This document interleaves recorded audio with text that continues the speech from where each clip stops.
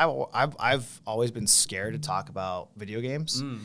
Because of the connotation that people look at video games. That's an interesting thing, right? Like the old like adage, like, oh, like if you play video games, like, you're a loser. Deadbeat, And I'm like, I don't. I think Ninja is doing pretty well for himself. Yeah, he's not quite a loser, I'd say. But I think but that's his career. True. Where like someone like you and I, like in real estate, selling real estate, buying real estate. So to have that as like a focus, or to spend 2 hours or 3 hours or whatever it is on gaming per day or a week, whatever it is, people are looking at like, you're not hustling, you're not doing enough. Yeah. No, like I think like I used to be very caught up in like that like hustle culture. Like I'm working like 12 hours a day to like make my dreams happen, and like I was like, now like I need like that time to just shut my brain off and like play video games for like 3 seconds. 100%. I think it's almost like decompressing in a sense. Yeah, escapism for sure. Yeah. Like my wife always tells me when we get home, and the last 2 weeks have just been like a hurricane of shit happening, and I've she's looking at me and talking to me, and like no one's home. Right. Yeah. And sometimes it's like I just need to go and like play video games or have a glass of wine. It's ironic that you say like it's de-stressing, because like it's like when we both play Warzone, like it's absolutely the most stressful thing that I do in my day. 100%. But like ironically, like once it's done, I'm like I feel like it's calm. Do you ever feel like you play life as a video game?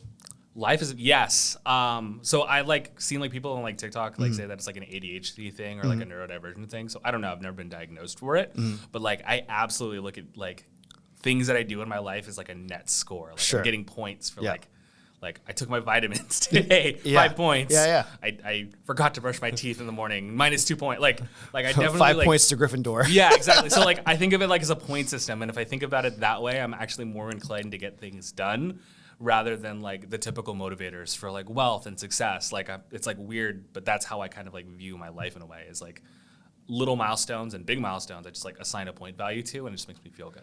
100%. I look at, and I tell my acquisitions girl this all the time, because she's in a stage where like money is a factor. For me, I'm in a stage where the gamify of business is a factor. Yeah. So I've made my money. Now it's like giving back and into her. So our CRM, we have our projected profits and deals that come through and all this stuff. I look at it like a scoreboard. Like, okay, am I winning this game? Can we add some more points to the scoreboard? Are we going to go to the final circle? Right. Are we going to go in prestige? Right? Like that's the way that I look at it. But it makes it so much fun.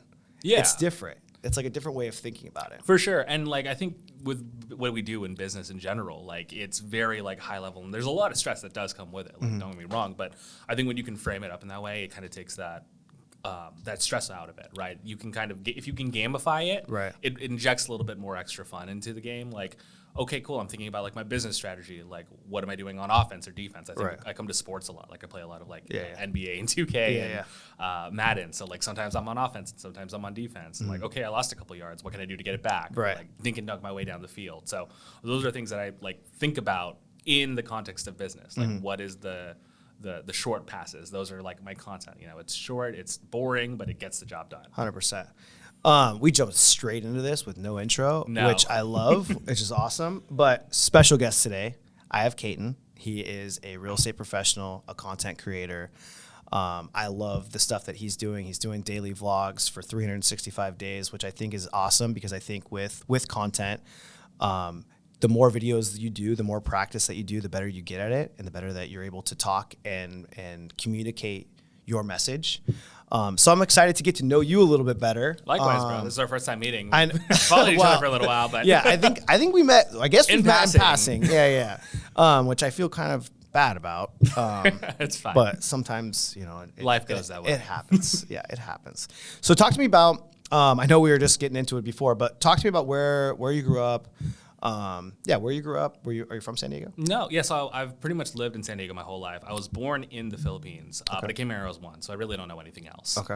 So I basically consider myself born and raised here. Gotcha. Family of immigrants, right, from the Philippines. But pretty well off. My dad was like a famous composer in the Philippines. Like that's one plug for every Filipino who gets to watch this.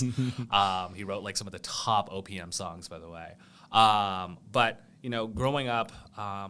I just kind of always had like that entrepreneurial mindset. Like I was always like, you know, like selling stuff to my family. Like I was really into singing. So then I would like put a little hat out while I would pretend to play guitar and sing to my family. And then somehow I ended up in the mortgage and real estate space after college, doing a couple odd sales jobs, found my way into like a mortgage call center. And I've been doing this for almost 8 years now, and it's been a hell of a ride. It's been a lot of fun, but I enjoy every second of it. That's awesome, man. So you do real estate and mortgages? I do mortgages only, actually. Oh, shit. Yeah. So much do I know. Yeah, no. Sorry, bro. No, it's fine. It's actually, I'm actually glad that you said that. Okay, because my whole strategy around like my content is positioning myself more like a real estate agent than a mortgage professional. I like that. Mortgages are incredibly boring. Yeah. Like, and it's like very high level, like finance stuff. Like it's not particularly sexy. Yeah. Like real estate agents, like you guys are so lucky because you guys get to do like the really fun, sexy stuff, like the selling sunset. Yeah. Go look at sick homes, drive sick cars, shoot sick videos. And like the mortgage guy's just in the background, just like tipping away as a computer, which I love, by the way. Yeah. And I actually have a theory that I want to ask you about in a second on that. But yeah, I position myself like as a real estate professional because that's what consumers are more willing to tap into and look at. I love that. Is that side. Like whether mortgage lenders like it or not, like real estate agents are the face of the industry. I would rather not fight against it. I'd rather just lean into it. And then they find out that I'm in mortgage afterwards. I mean, that's great. Yeah, your content is definitely, it's broad, right? Which I think is important for mass reach, but then also too, your alignment when it comes for referrals from realtors. Exactly. Because then you look like them, you talk like them, you can speak the language, which makes them more inclined to want to work with you. Absolutely. And it makes their clients feel more comfortable too. Like a lot of agents right now like aren't particularly inclined to create content. So I'm giving them something that they can point their clients to. Like California Dream for All is this new thing that just came out, right? A lot of agents are kind of behind the ball on what it is. So I'm just like, hey, just send my video to them and they can watch it. It's 10 minutes long. I go over everything they need to know. It helps them build trust with their clients and just takes one thing off their plate. So what is that? So California Dream for All is this cool program. It happened last year. They're giving up to 20% or $150,000 for Californians to buy their first home. It's a lottery, so there's only going to be like 2,000 people picked for it. I imagine like millions of people will apply. So like the odds of getting it are very, very slim. For the people who do get it, that's going to be a game changer. It's a down payment assistance program for them that'll help them save a lot of money and hopefully get them into their first home. Yeah, I think the down payment assistance programs are going to be huge because we're in such a crazy, unaffordable market. Yeah. For the majority of people to have 20% or more. Is this a family-friendly podcast? We cuss. Okay, so shit's expensive. Yeah. For what you're trying to get to, Yeah. Shit's expensive. People are trying to save a dime anywhere they can. So yeah, like I'm seeing a lot more people ask me about like down payment assistance. Doing, the people who would usually do 20 to 10% down are doing like 5 to 3 now. Right. Because prices have gone up, rates are higher. They're trying to pinch pennies anywhere they can. Sure. Where are you seeing because I know cities used to do, like specific cities could do grants. Are you seeing that happen more often? Yeah, so more cities are coming up with stuff. I think Contra Costa up in the Bay Area has a program similar to the California one where it's a shared appreciation loan. And I think those are going to become popular too. Yeah. We saw like some like private startup companies do those a few years back. I think that's going to become more popular because you get to give people a bigger percentage of money at like 0% interest, but then they just share in the appreciation of your home when you decide to sell later on. I think that'll be more interesting for a lot more people because number one, most of those programs don't give enough for people to get in. So it would give people a bigger down payment. The state would get more money back as a result. So then it would just essentially feed itself. So I think we're going to see more programs shift into like the shared appreciation, bigger down payments because prices are so high. Right. Versus like the little like, oh, here's like 3% down, but like your closing costs are another 2%. So you're really only getting 1. Sure. Is there income requirements? Income requirements, yeah, they lowered them from last year to this year, but they're still fairly reasonable. Like San Diego, the income limit's like $185,000. Is that couple or individual? Individual or couple, right? Okay. Just the total of whoever is going to be on the loan. Gotcha. Okay, cool. I mean, 180 is fairly solid. That's good enough to get you reasonable. into your starter home. 100%. Like either a smaller like single family out in East County or like a nicer condo starter. Yeah. I feel like I was doing the math the other day, and it's so challenging with, I'm gonna say, middle class income. Yeah, now, which that's is crazy to say. It's crazy to say, which is probably 6 figures at this point. Probably like 100 to 150. It's probably like 150 to 200. Basically, is middle class. Is middle class. Yeah, and it makes it challenging because I was doing the math with, let's say, very minimal debt, like your typical debt. I'm not talking about like major credit card debt. I'm not talking about, high school loans or anything like that. But just with that, it would be extremely hard, one, to just save enough money to put down on a house, let's say in our area, 100,000 or 50,000, right? And then still have enough money to pay your mortgage, which at that point, you still can't even find a house between 500,000 and 700,000 to be able to qualify in the middle of that. Like, it's just, I don't know. I just think it's crazy. It's really crazy. Like I said, you and I have been doing this for a while, so we've kind of seen it. Like, just 5 years ago, like 100,000 was like great. You can get you almost anything. Yeah. In like a really solid like 5-bedroom home. Like now 100,000 is like the barrier to entry. Like you're barely getting like a $350,000 to $400,000 condo because of where rates are. And HOA costs have gotten higher too. Right. Like I used to like price all my stuff at like a $200 to $300 HOA. Now that's like $400, $500 on average. So it's crazy how much more expensive it's gotten. The bigger question is like, what relief can you even expect at this point if you're trying to get into a home? Right. What advice would you give for people who are in that situation? It's tough. There's not really a lot you can do. Right. I like level with people, like this market's hard. Yeah. Rates are higher than they were a couple years ago, and prices are definitely higher. If you're in a position to buy, you probably should, because we've kind of just seen this where, what's the old adage? The best time to buy a home was 10 years ago. The second best time is today. Yeah. I can't count how many times I've seen people who were qualified to buy a home and then just for whatever reason they sat on their hands because of something in their head about like the market crashing or they needed more money down. And then the market gets away from them and now they're priced out of the place that they grew up in. And that's sad to say, like you shouldn't be priced out of the neighborhood that you grew up in. Like you should be able to grow up in a neighborhood and eventually at one point afford to live there too, instead of having to move to like Texas or Florida or Colorado because it's cheaper over there than it is in California. 100%. Yeah, I think I know both of us post quite often on social media, and it's interesting, and I'm sure you can relate to this with comments that come through that are very hateful when it comes to the real estate market, regardless of where it is, California, Texas, Arizona, whatever, making the fact that it's very unaffordable. I post a lot of flipping content in regards to flipping houses and things like that, and people look at me like the devil because I'm basically taking away inventory and making prices go higher, which I don't understand that concept. I don't know why people think like that. Also, whenever I post stuff about me owning real estate as a landlord, they hate me for that too, which is so strange. But I have a hard time with like this victim mentality that people put out there.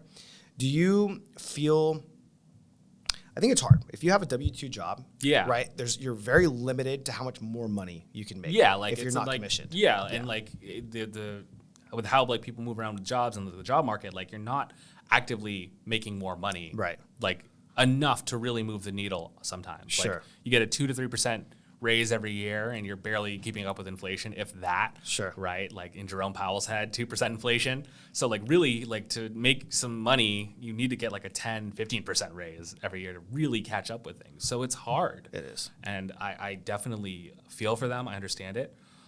There's not really much those people can do, unfortunately, other than get creative, right? Like it's harder as a single person to buy a home than it ever has been. So like joining up with a buddy, whether that's, your family, a friend of yours, in basically going in on an investment together so that you both can stop renting and you both can have something versus just trying to do it on your own. I think you're going to see a lot more of that. Yeah, I think, to 2 points, I think that's why house hacking is house hacking is so huge. Yeah, especially with, and we should talk about that. I would love to get your feedback on the new rules with 4 units with FHA guidelines. So now house hacking became much easier for people. So you want to explain a little bit about the new guidelines with? Yeah. So for Fannie Mae, for the longest time to get into a multi-unit, you had to put a bigger down payment. With FHA, you could have put a smaller one, 3.5% down, as long as you're living in one. But with Fannie Mae before, it was like a minimum 15 to 20% down, even if you were living in one of the units. Now you can get in with as little as 5%. I actually just closed a duplex purchase the other month with 5% down, and it was great, even if the property doesn't cash flow too, which is the big differentiator between FHA and conventional. Because when you're in an FHA loan and you've got 3 or 4 units, even if you're putting 3.5% down, you still have to break even or cash flow on that property, which most people don't realize.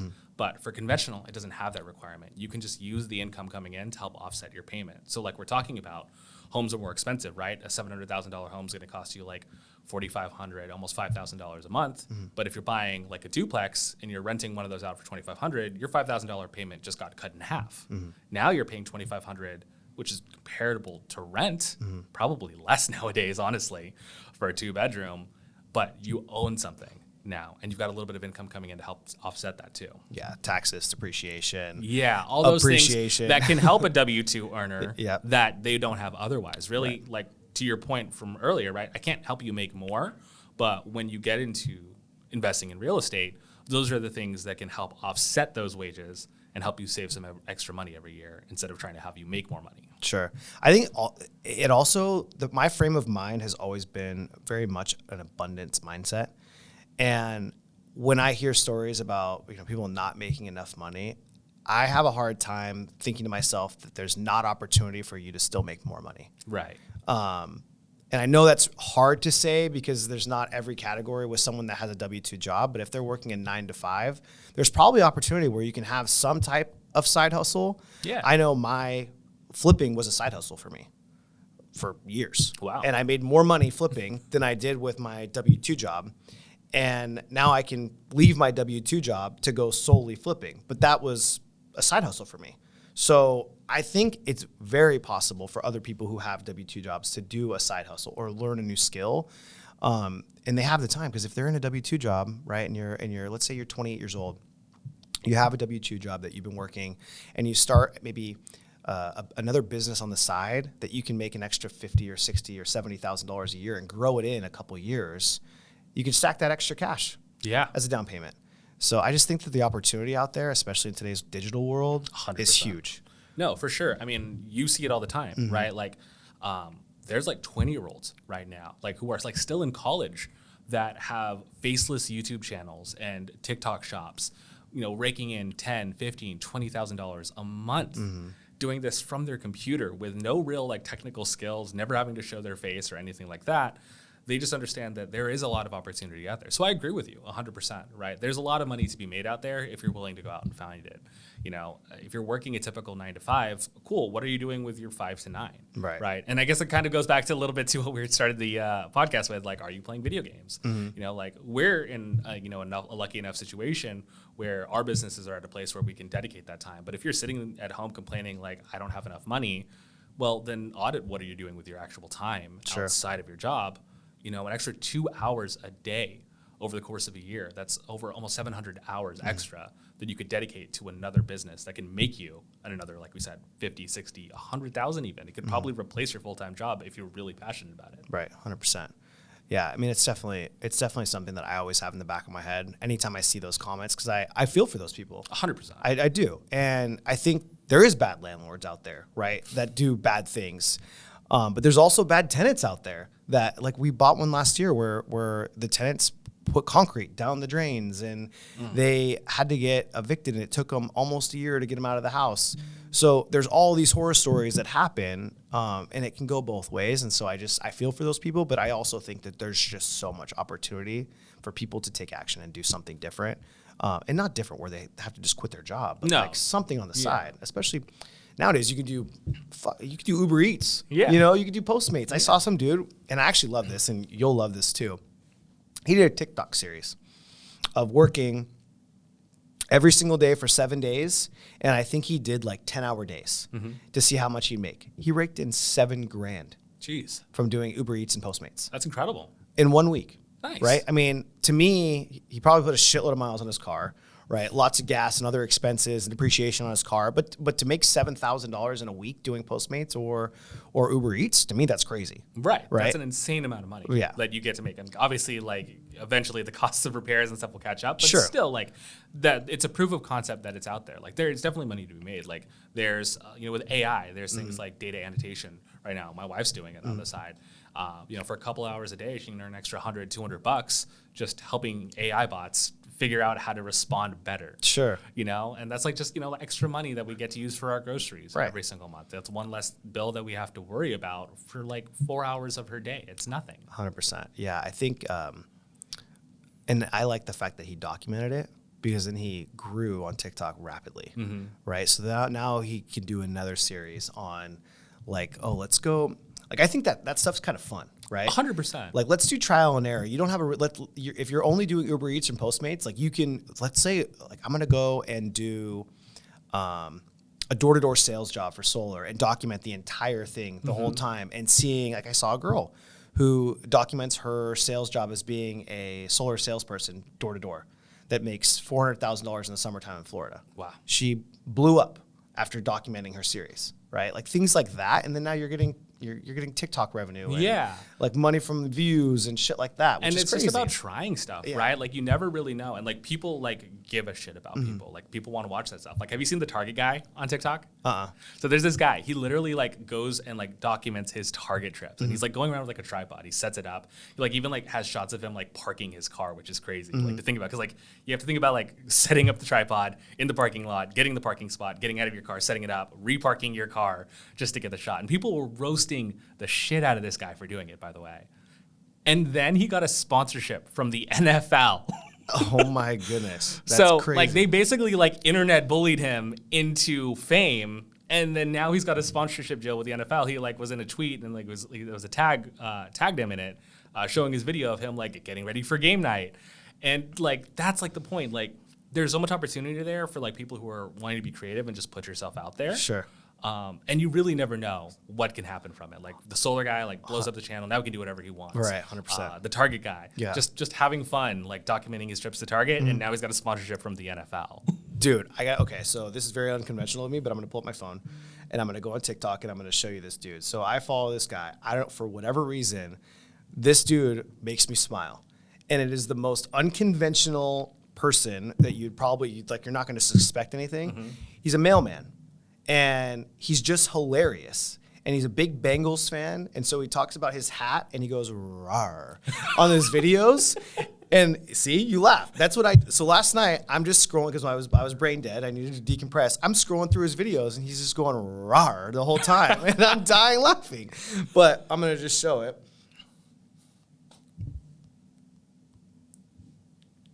Hey, little stanko booty, look, them thing came in, you see? You better start looking at it. Every time. Check him out, little stank. DC Custom Jewelry that came through and hooked your boy up. You better start looking at it. He has some stank, he doing it now. I love that. But dude, he has 1.9 million followers, and now the Bengals, because that's his team, like invites him to seat-side games all the time, and it's hilarious. And so he goes through his mail, like he does the same videos, and he says "rawr" in every video, but it's hilarious, right? And now he's probably gonna get these sponsorship deals and all these things. His life has completely changed. It's so funny though. It's like little things like that like, and how dumb is that? Right? All he's doing, like, I don't even know what a stank a booty is. No, I didn't understand a word that he said outside of rawr. Right. But, like, he's having fun with it. Right. It's his signature thing. And I think that's kind of, like, the point. Like, we were talking before we hopped on here about, like, I've been doing, like, the vlogs. And it's just about me having fun. Like, I wasn't doing it for the algorithm. I wasn't doing it for the reach. I wasn't doing it for the views. I'm just doing it to have fun and put myself out there and, like, show a little bit of my life outside of the mundane real estate stuff. And the real estate stuff for me is fun, but for everyone else, it's like, okay, well, I'm not buying a home right now, so I don't really care about that. So, like, you never really know, like, he's a mailman. He could have just as easily made mailman content, but no, he's just like, he's a huge, obvious Bengals fan. Right. He loves it. He's got an electric personality to him, and he's willing to put himself out there, and he's reaping the rewards. Yeah, 100%. What is your, because I know you share more personal, we were just talking about personal side. What do you like to do for fun? I like, honestly, two things that I love doing is I love playing video games, and like I love to go like find new restaurants and eat. I love that. Yeah. Foodie. Huge foodie. Me and my wife, like our weekend plans are usually Target trips and the latest brunch spot. Nice. What's your go-to right now? Go-to right now would have to be, for brunch, Cocina 35. Okay, cool. They've got these just incredible French toast situations. Solid chilaquiles. Nice. Which like is like my bar for me. Okay. Like if you've got solid chilaquiles for me, like that's what I'm looking for. I like it. I like it. I'm a definitely big foodie too. I feel like anytime we go travel, we're always traveling to think about food, and it sucks whenever, 'cause obviously San Diego, we have so many good food spots. So when you go outside of the country or outside in different areas and the food sucks, you're just like, fuck, why did I go? So, yeah, I love that. Let's talk about video games before a little bit. I don't know if it was recording yet, but yeah, I still play on occasions. I know you talked about you play.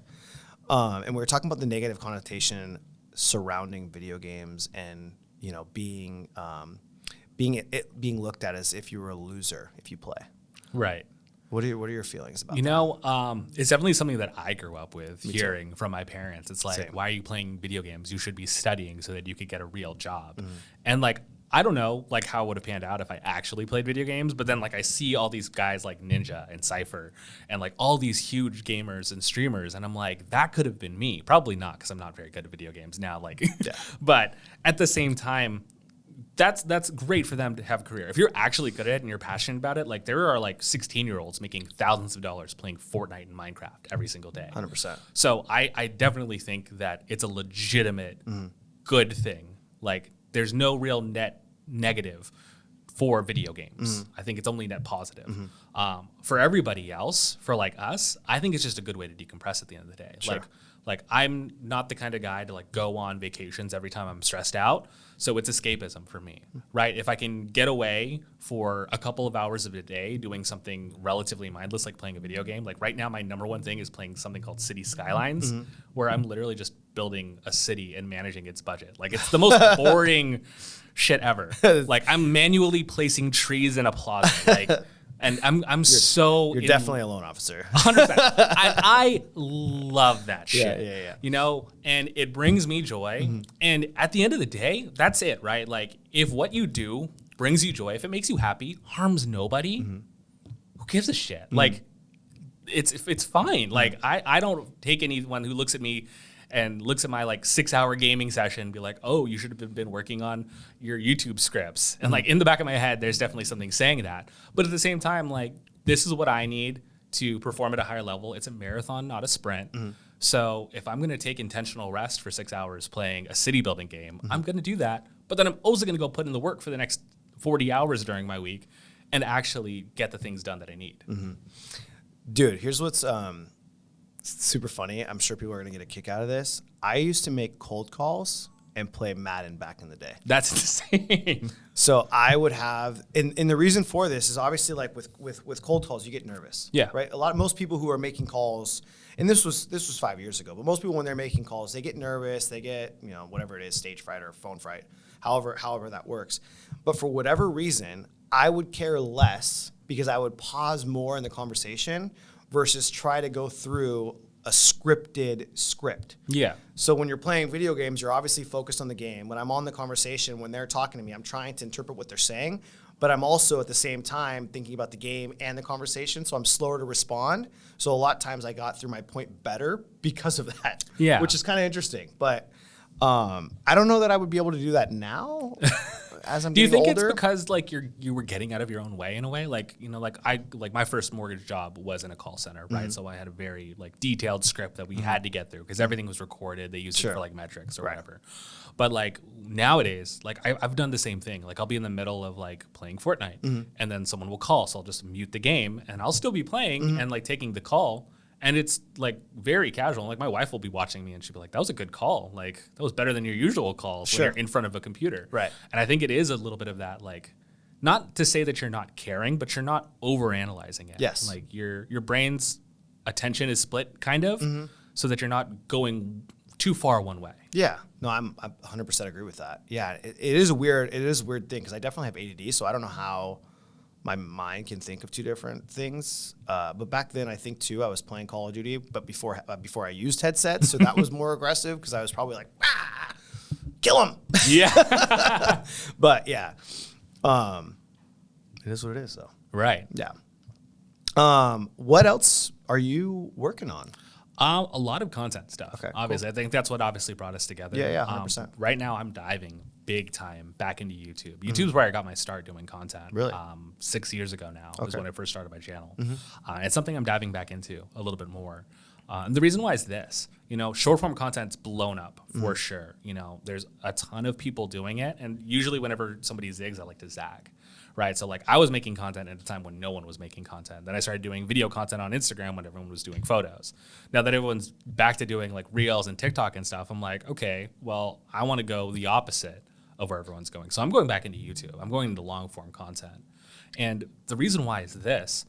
I've just noticed, and I don't know like if this is your experience too, but I've talked to a lot of agents who've made Instagram and TikTok stuff.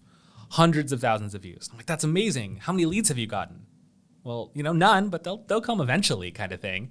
And I'm like, oh, that's, interesting. Like, but are you going to keep making videos and still not get leads at some point? So for me, when I look at like my marketing strategy, like it's fun to do, but at the end of the day, it's also still about generating leads and having business. So for YouTube, that's actually a place where I get majority of my leads. Probably half of the closings I had last year came from YouTube. Really? Yeah. So when I look at it, I'm like, well, that's obviously working. Why am I spending time making a ton of 30-second videos when I could just be making more long-form content that's going to have a bigger impact at the end of the day for other people in my business? I'll get less views, but I think I'm shifting more to wanting more quality views than the quantity of views. I like that. I think the biggest thing about YouTube that I found, because I used to, when I hired a diet coach, it was from YouTube. We ended up meeting in person. Now we're like really close friends, but he had hundreds of thousands of followers back then. But it created more of a community. Like I felt like I was his best friend before I even met him in person, which is a weird thing to say, but it's true. You have such a bigger connection when it comes to long form. With short form, it's like you're passive friends. Yeah. If that makes sense. Like there's no real deep connection. You're not like, I'm going to fight for this guy. Because it's so passive too. Because like you think about like the act of like going through short form media, you're just doing one of these and eventually like, maybe I want to watch that video for 30 seconds and then you'll keep going. Right. You don't really go down a deep dive unless like that person's really compelling. So that's what's cool about long form is like, not only are they actively spending a long time with you, they're also choosing your content, right? Like YouTube, you search something or like when you go to youtube.com, there's like 10 videos that are there that recommend it to you and you have to click it. It's not like it's being shown to you and auto playing. Like you actually have to like actively choose that content and then sit there for 8, 10. I've sat down for a YouTube video for like an hour long. The guy was just really good at talking and like showing his stories like a Pokemon thing. But like that's why YouTube builds a deeper audience because you're just spending more time with them. Yeah. And you're building that trust at the end of the day. And as a result, I get better clients when they schedule calls with me. They're like, oh my God, I can't believe you're the one who called. I thought someone like from your team. Like, I'm so excited to talk to you. I've watched you for hours. That's awesome. Versus like short form, like they only see you for like at the most 30 seconds tops and then they're out. I watched something from someone recently that it takes 7 hours for someone to buy from you.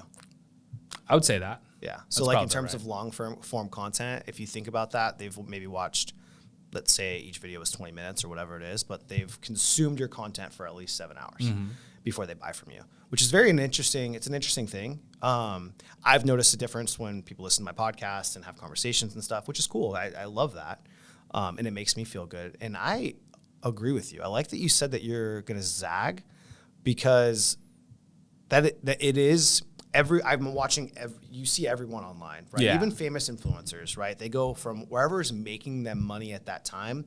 But guess what does that mean? People stop posting on those platforms, but then there's less competition for someone like you and I who maybe has, for me, I have a smaller audience. I don't know what your audience is, but a smaller audience on YouTube where it gives me more opportunity to maybe grow in that space because no one's posting a lot of content there. Yeah. And so now you can have a new, fresh approach to what maybe 5 years ago people were posting quite often. Yeah. And times change, right? Exactly. There's different stuff. There's different rules, regulations, our industry changes all the time. 100%. And you never want to be like a slave essentially to the platform that you've over-indexed on. Right. Like I remember like just last year, people were freaking out about like Congress wanting to ban TikTok. And like there were people who made like, tens of thousands or millions of dollars on TikTok who were freaking out because they were like, I need to pivot somewhere. Right. So a lot of them did end up going to YouTube.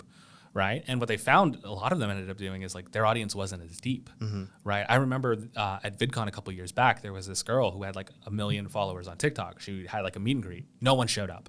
Really?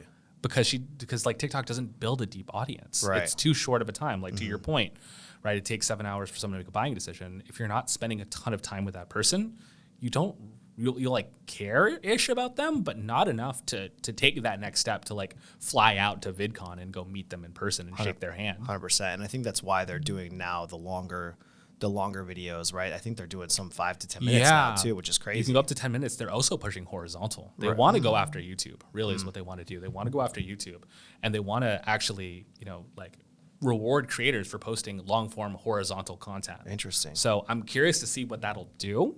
But for now, I'm going back to YouTube. The other thing of that too, to talk about zagging, is the creator marketplace at this point is very much a copycat thing. Once one creator does it, everyone's going to do that same thing. Like we've seen it with Ali Abdaal style edits, Iman Qasmati, like those style of like hyper editing. I'm almost going the other way where I want to go back to like more raw, unedited or like very minimal. Like, so right now, like most of my stuff that you've seen is super hyper edited. Sure. And like now I'm talking to my editor and I'm like, I kind of want to go the other way. I kind of want to just like make longer casual stuff, like be almost like sitting on a wall with like a phone and just like talking into it versus like my crazy Sony setup at home. And I want to see what that does too. Cause I think people are getting tired of the over edited hyper retention type stuff. They want more organic content. 100%. I say this all the time, the Sam Sulik epidemic, like with, if you watched him, he's blown up. Right, and his videos are unedited, and he just goes to the gym and shoots the shit to the camera. Yeah, and they're 45 minutes long, but he posts every single day, and his audience is insane. Yeah, right. And I've seen videos of what his CPM is for anyone that doesn't know, cost per click. It's nuts. Like I saw some stat that he's making like $1 million a month in CPM. Yeah, which is insane to think about. But that's completely raw, completely unedited. And I think that's where TikTok is going, is now a lot of those are just like almost FaceTime. Like you almost feel like you're FaceTiming with them in a sense, where they're just talking to you. Yeah. Versus, something like our Instagrams, for example. I have highly edited reels where it's podcasts. Because you need it there. Or talking heads and things like that. But I don't know that that's what TikTok wants. And I don't know that that's what a lot of consumers want. Like I think you almost need to mix it up, especially if you're trying to create a community. Yeah, I think most consumers, especially younger generations, are like tired of brands. Yeah, like they can sniff it out. Yeah, like they have a way better nose for like when they're being sold to. Right. Versus like our generation, like we almost kind of like the ad thing. It looks like really pretty, but like younger generations, like my sister, she's in her 20s and she posts very raw organic content. The lighting's not great. The audio's kind of meh, but she gets a ton of views. And I'm like, thinking like, why? It's like, because it's organic. Like you said, FaceTime content, like someone just like pulled out their phone and they're talking to you, not at you. Right. I think that's the key. Right. Yeah. I love that. What is your strategy? So what are you going to post more like real estate related content, or is it going to be like raw edited vlogs that you're going to mix in? Yeah. As far as like my YouTube strategy, it's definitely more real estate stuff, more evergreen content too. Okay. Longer form content, like my average videos are about 8 to 14 minutes. Right. I'm probably going to start posting some like 20 to 40 minute videos. Because YouTube cares about retention, time on platform, right? If somebody's watching 50% of a 20-minute video versus an 8-minute video, it's like 4 minutes versus 10 minutes. So I kept them on the platform for 10 minutes with the longer form, so I'd rather do those content. So that's my strategy on YouTube. For everywhere else, like I'm just having fun. So like raw, unedited stuff. You saw me vlogging on the way in here. I want to do more of that. I like that. Because it takes away the barrier of overthinking the content and overthinking the package. I think on YouTube, it's a different world. You have to think about the room that you're in. Right. Like I wouldn't dress the same way to court the same way I would to my friend's birthday. Sure. Right. Or a wedding or a funeral. Like the rooms are different and you kind of have to think about the platforms in that way. Yeah. I like that. What, you actually inspired me to do a day in a life video because I saw yours and I was like, wait, I really like those. I was like, I'm going to try to make one. And then I made it. I was like, I like the way it turned out. But it is a lot of work to think about every single day to do that. So I'm impressed by your daily stuff. It definitely has to be top of mind. Yeah, and it's fun, right? Because I think at the end of the day, people care about people, not brands. My friend Candace, she's a marketing expert for real estate, and she made a really good point in one of her keynotes, right? Kylie Jenner has millions of followers. Kylie Cosmetics, not that many, Right. Right? A good amount, Sure. but not at the level that Kylie has. So people care more about you as the person, not necessarily what you happen to do for a living at the end of the day. And when I think about real estate, I was having this conversation the other day.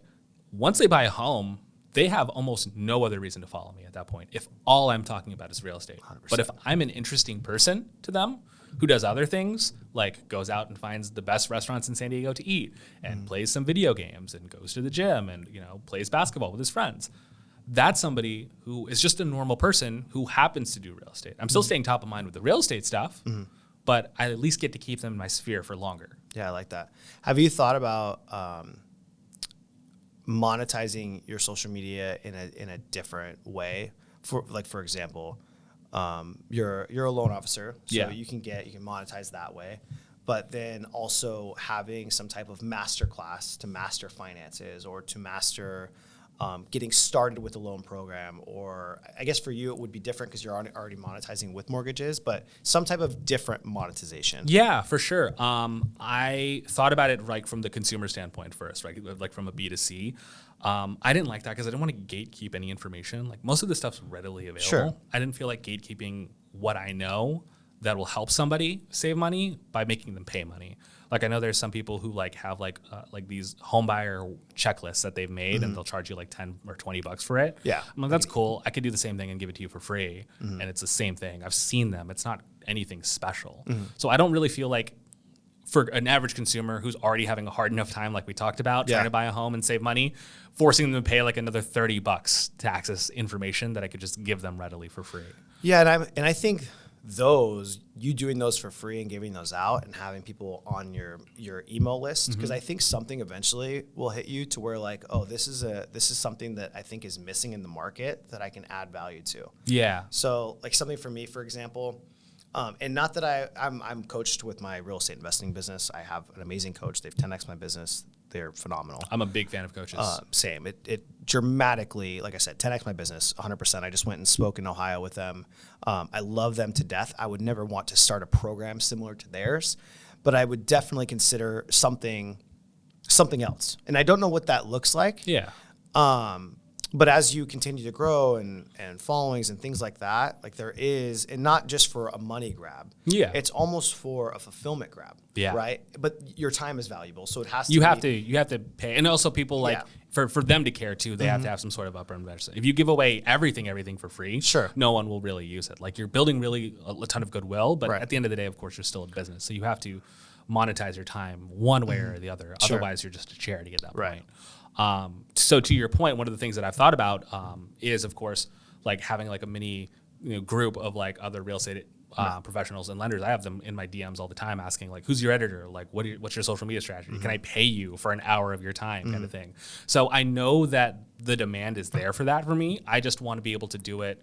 I want to feel like I'm actually going to provide more value than what they're paying if I ever make them pay. And right now, I feel like I can give value for free, and that's still delivering before I monetize at that point. But on the other side of that, I have done like a couple of brand deals here and there. Calibri, I just signed one with them to make UGC content. That's great. Paid like $1,000 to make one video on Instagram and TikTok. So like going back to what we talked about, like there's ways to make money outside of it if you wanted pick up a few extra bucks here and there. 100%. And I think you and I both probably agree with this, is that I think I love it for just the creative aspect of it, in a weird way. And then I didn't start thinking about the monetization of it, because people always ask you like, oh, are you making any money from it? Or like, why are you posting that much? Or why are you doing the podcast? Like, what is your revenue like? And I'm like, well, nothing. I'm enjoying the connections that I'm making with the people who are in here. And that to me is more important. But I've got approached from other companies who do coaching, consulting programs for people who want to monetize a following, for example. And I do think it was in the back of my head, but I don't know that it was on the forefront, because I do just enjoy what this is at this point. But it's interesting. I'm just curious because as you continue to grow your following, I'm sure there's going to be something that comes up where you're like, oh wait, there's a need for this. But I think that's where it starts, right? Yeah. When I look at my content journey of starting in, and you know shared yours as well. When we look at the Bengals, RAR guy, it starts with enjoying it, right? If you're going into the content space with the mindset of I'm doing this to make money, and that's where you're leading with, you'll burn out really, really fast. Yeah. Right? Because you're not having fun with it. It has to be fun. It has to be something that you're passionate about and that your audience will care about as well. Like I have when I'm packaging my content up before I even like shoot a video, I go through a checklist. Is this something that I'm passionate about? Is this something that my audience would care about? Right. Is this something that can't be answered with a simple Google search? Sure. Right? If I'm checking all of these boxes, then I'll make the content. I leave probably 10, 20, 30 videos on the back burner because it doesn't meet those requirements. But to your point, the success that we have from the content, and like it's not even about the success that comes as a kind of like a cherry on top of what we do. We're good at it because we like it. And that's the difference. And you can see when somebody actually likes it, what they do, and they're an expert at it, versus somebody who's just doing it for clicks. I like that. Maybe we should do a mastermind. It'd be fun. We should put together a mastermind. Get a bunch of people together. Yeah, I feel like you'd be a great speaker. I'm happy to moderate it. Yeah, man. Yeah, that'd be fun. Absolutely. Do that. I mean, obviously for free. Yeah. It only help both of us. I can get more I'm here to grow my brand. Like real estate leads, and you can get more real estate leads. I mean, mine are different than yours. But yeah. I just want more houses to buy. So for sure. Yeah. Well, cool, man. Do you have anything else that you wanted to talk to me about? No, man. I think this was great. You know, this was a lot of fun. It was. I like how like organic it is. Yeah. I'm excited to continue to build a relationship with you professionally and personally. 100%. Yeah. I think we can do some really exciting things together. For me sure. too. Well, thanks for coming on, brother. Absolutely. I appreciate you.